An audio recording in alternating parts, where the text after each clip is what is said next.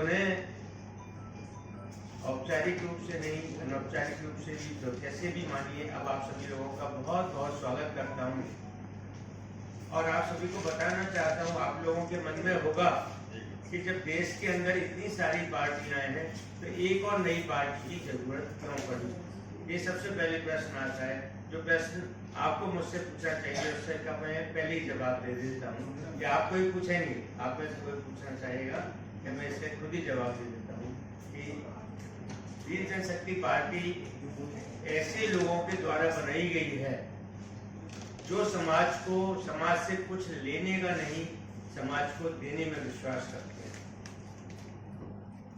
वीर जनशक्ति party उन लोगों के द्वारा बनाई गई है जो हिंदुत्व से भी ज्यादा बड़ी विचारधारा, सनातन धर्म की विचारधारा को लेकर के चल रहे हैं। आप सभी जानते हैं कि सनातन धर्म हमारे भारत में 4 धर्मों का जन्म हुआ। इतना प्राचीन देश है, इतनी सभ्यताएं, इतनी संस्कृति है। उनमें से आप सभी जानते हैं कि हिंदू, जैन, बौद्ध और सिख 4 धर्म भारत में जन्म लिए और हमारी पार्टी का बहुत स्ट्रांगली मानना है कि हम भारत को सनातन राष्ट्र के रूप में जाने, ना कि खाली हिंदू राष्ट्र के रूप में।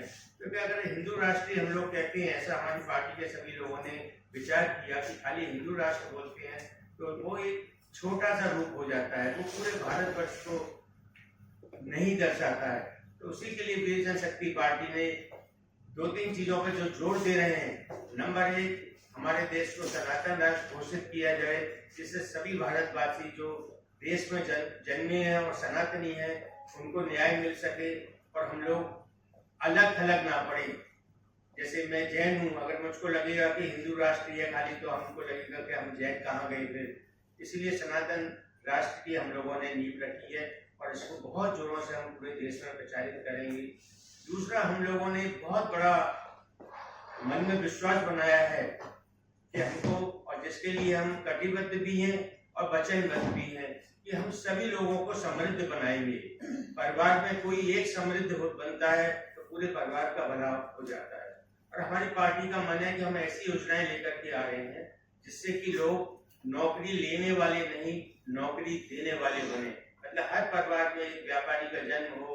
और ऐसे हमने 2-3 कोर्सेज डिजाइन करवाए हैं, IIM अहमदाबाद से भी डिजाइन करवाए हैं, जिसके हमारे तुरकिया जी जिसको लीड कर रहे हैं उस काम के लिए, तुरकिया जी भी उसके बारे में बताएंगे कि कैसे हम लोग बच्चों को समृद्ध बनाएंगे। क्योंकि जब भी कोई भी बच्चा पढ़ के निकलता है उसके सामने 2 ही विकल्प होते हैं, या तो वो नौकरी करे या फिर व्यापारी बने।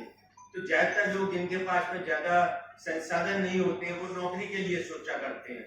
हम लोगों ने उसके उलट ये सोचा है कि वो जब निकले उससे पहले हम उनको ऐसा कोर्स करा दें जिससे कि वो नौकरी लेने वाले नहीं, नौकरी देने वाले बने, अर्थात व्यापारी बने। ये दूसरा हम लोगों का बहुत बड़ा है। तीसरा, MSME सेक्टर में इतनी बड़ी गुंजाइश है हमको काम करने की, माइक्रो लेवल पर, स्मॉल लेवल पर, मीडियम लेवल पर, उसको भी हम लोगों को बहुत तेजी के साथ में काम को करना है। इसके लिए हम लोगों ने प्लान किया है। चौथी जो बहुत बड़ी प्लानिंग है जिससे हमारा देश समृद्ध बनेगा, क्योंकि हमारा जो मैंने 3 पहली बात बोली, उसके बाद चौथी जो बात है वो समृद्धि पर बहुत ज्यादा जोर है। समृद्ध हम लोग कैसे बनेंगे? समृद्ध एक ही तरीके से बनेंगे कि जब हमारे देश के हर एक व्यक्ति का विकास हो। अगर हर व्यक्ति का विकास होगा तो डेफिनेटली हम लोग समृद्ध बन जाएंगे। उसके लिए हमने गाँव के लिए भी, मैंने पढ़ा था गांधी जी की जो ग्राम स्वराज की संकल्पना थी, उसको मैंने बहुत अच्छे से पढ़ा और मैं गांव-गांव जाकर के उसको बोलता भी हूँ। और देश के जो किसान समन्वय समूह करके एक संस्था है जिसमें 117 संगठन है, उसमें मैं जाकर के कभी वर्धा में, कभी कोटा में, कभी दूसरी जगह पे जाकर के मैं उसमें काफी बोलता हूँ ग्राम स्वराज की। तो वही कल्पना हम लोग गाँव के अंदर लाना चाहते हैं। वो कल्पना मैं शॉर्ट में बता देता हूँ। जैसे किसी गाँव में 30-40 हजार लोग हैं, 2-3 गाँव में मिल करके, तो वो लोग मिल करके हम लोग उनको बताएंगे कि आप कौन सा काम करो। कोई आदमी बेसन का उत्पादन करे, चना तो सभी जगह होता ही है, कोई अगरबत्ती बनाए, कोई साबुन बनाए, और वो लोग सब एक दूसरे से खरीदेंगे। तो हमने जो चीजें की है, और 2 गाँव में हमने मॉडल चालू भी कर दिया है इस चीज को, जो बहुत ही सफल हो रहा है हम लोगों का। तो उसी को हम लोग पूरे देश में फैलाएंगे।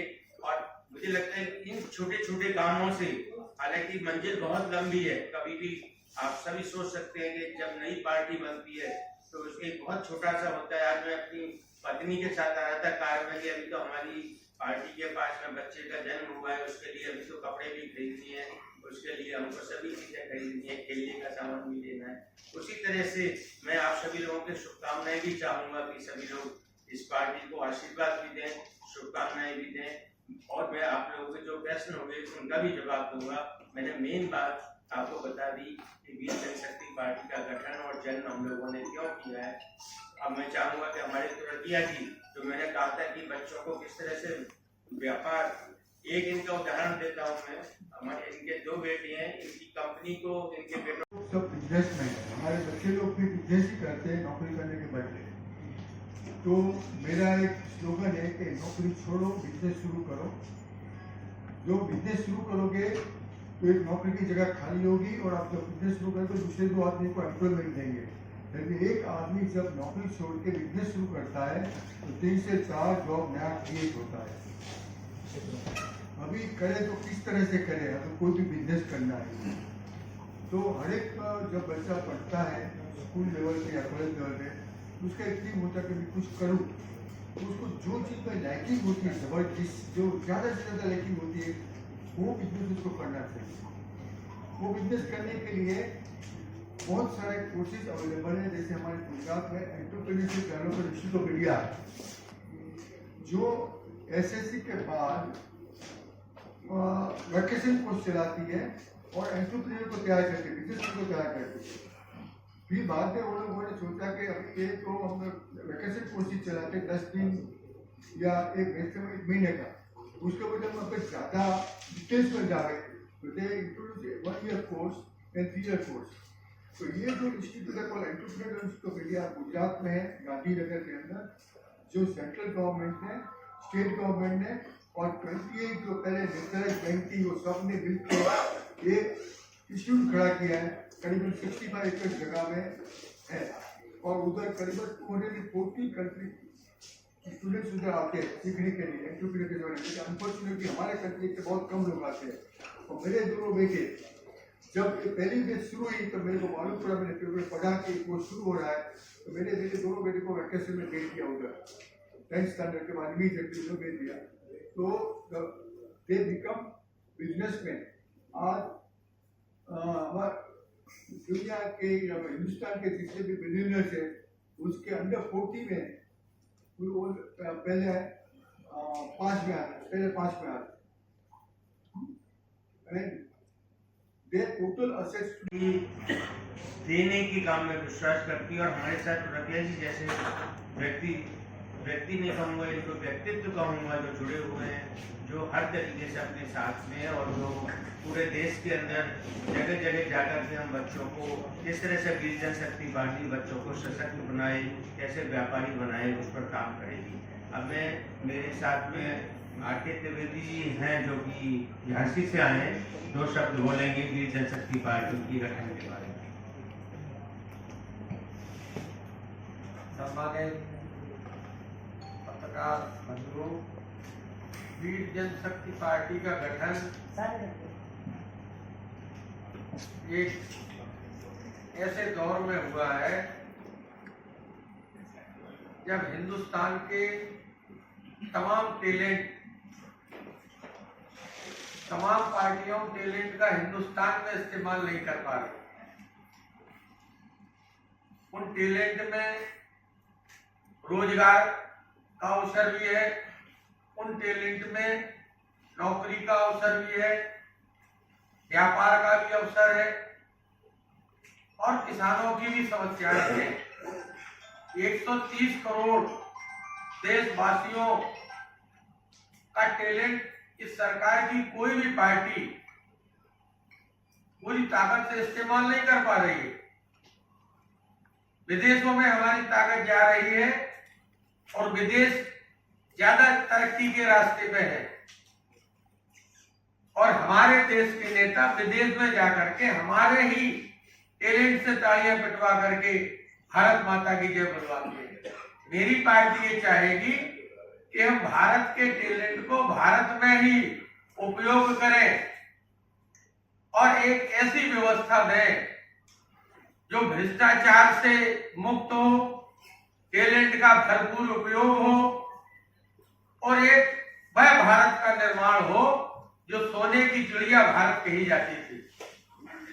आज हमारी पार्टी इन विषम परिस्थितियों में हमने नए सब लोगों को जोड़ करके उन लोगों को खड़ा करने का काम कर रहे हैं जो भारत से प्रेम करते हैं। कोई हमेशा किसी भी इशू पर हमने बात किया है तो निष्पक्ष बात करते हैं। आज देश के सामने समस्या यह है कि हम निष्पक्ष बात करने में चूक जाते हैं। आप बताइए कि हिंदुस्तान इतने दिनों से आजाद है और इतने दिनों के आजाद के बाद कश्मीर के जो पंडित हैं वो अभी भी दर ठोकर खा रहे हैं और अपने घर में आज भी जाने के लिए तरस रहे हैं। आज भी उनकी प्रॉपर्टियां कश्मीर में पड़ी हुई हैं, जबकि देश इतने दिनों से आजाद हो गया। आज कुछ दिन पहले हमसे कश्मीर के लोग मिले, यहाँ कश्मीर के नौजवान भी आए हैं समझने के लिए। उन्होंने कहा तुम्हें कौन खड़ा हो जाइए, तो ये लोग आए हैं और भी वहाँ कश्मीर के लोग हमारे पास आए हैं। तो कश्मीर जो अपने घर को छोड़ करके उनको निकाला गया है और अपने घर को नहीं जा सकते हैं और वो हिंदुस्तान के रहने वाले हैं, ये सबसे बड़ी समस्या है। तो इस न्याय पर भी मैंने मणि जी से बात किया था कि कश्मीर को पंडितों को वहां जाना जरूरी है। आज जब तक कश्मीर के पंडितों को उनके घर पर नहीं पहुंचाया जाए तब तक वहां पर यूनियन टेरिटरी ही रहे, केंद्र शासित प्रदेश होना चाहिए। इसके अलावा कोई सी बात नहीं। तो मैं ये कहना चाहता हूँ। दूसरी बात,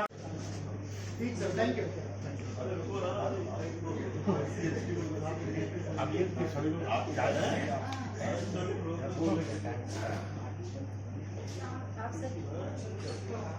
आप सभी से निवेदन है